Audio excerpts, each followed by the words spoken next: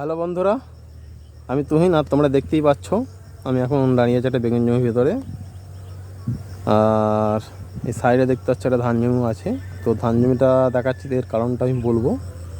আর ওই যে পেছনে দেখো, আর দূরে একটা বেগুন জমি আছে ওই দূরে। তো এই সময় হচ্ছে বেগুনের দুটো সমস্যা, মানে দুটোই সমস্যা ব্যাপকভাবে এই সমস্যাগুলো মাথাচাড়া দিয়ে উঠেছে।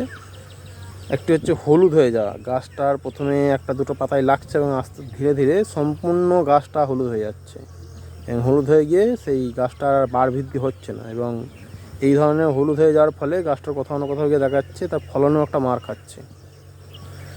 আর 2 নম্বর হচ্ছে মরে যাওয়া, যার জমিতে লাগছে এই যে মরে যাওয়া রোগটা ধীরে ধীরে প্রায় জমির 50% 60% অবধি শেষ করে দিচ্ছে। তো তোমাদেরকে ঘুরিয়ে দেখাই, ওখানটা দেখানো যাচ্ছে না, ওটা একটা দিন আমি আলাদা ভিডিও করব ওটার।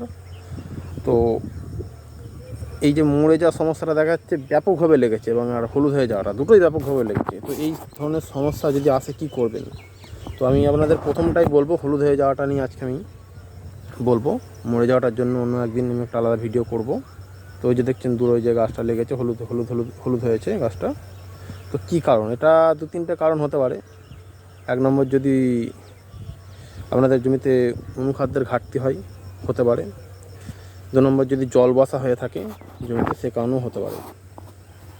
তো এই দুটো কারণ ছাড়াও 3 নম্বর যে কারণটা আছে সেটা হচ্ছে এই মুহূর্তে মুখ্য কারণই বলা যেতে পারে এটাকে। সেটা হচ্ছে শোষক পোকা, বা চোষক পোকা, চুষে চুষে খেয়ে নিচ্ছে গাছের রসটা, এবং চুষে চুষে খাওয়ার ফলে গাছটা হচ্ছে কি আস্তে আস্তে হলুদ হয়ে যাচ্ছে। ওই যে দেখুন, ভালো করে দেখা। হ্যাঁ, তো কী করবেন যদি এই ধরনের গাছ হলুদ হতে থাকে একের পর এক, দেখবেন প্রথমে জমি একটা দুটো লাগছে, তারপর আস্তে আস্তে ধীরে ধীরে বাড়ছে জিনিসটা। তো এই ধরনের যদি হতে থাকে তো কোথাও না কোথাও ফলনে তো মারতে হবেই। তো যদি লাগে বা দেখাচ্ছে লাগে 2-1টা লেগেছে, এমন হয়নি যে আমাদের এই এলাকাতে কারো জমি বলবে না যে কারো লাগেনি।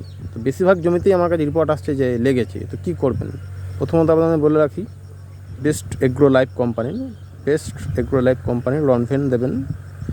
রনফেন দেওয়ার ঠিক 7 দিন বাদে ইউপিএলের উলালাটা দেবেন, এবং তার ঠিক 7 দিন বাদে ডেলিগেট দেবেন।